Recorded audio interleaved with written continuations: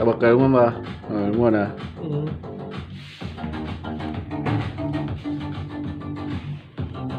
Thả xuống dưới luôn, để nó nửa tiếng sau lấy lên lại.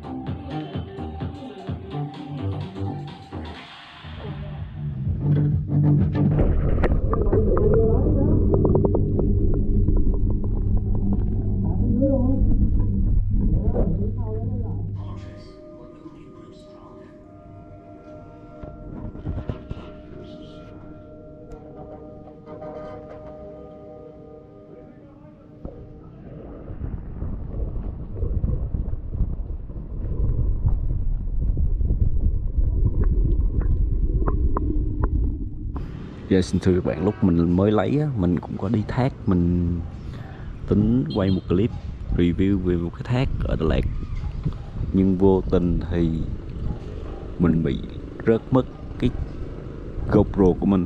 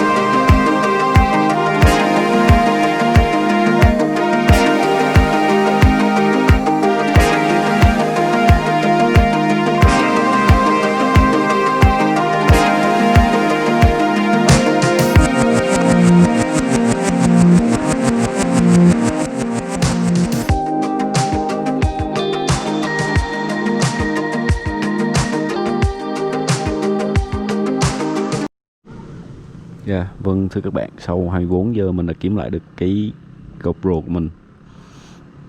Kết quả là nằm ở dưới nước, 24 giờ vẫn hoạt động tốt.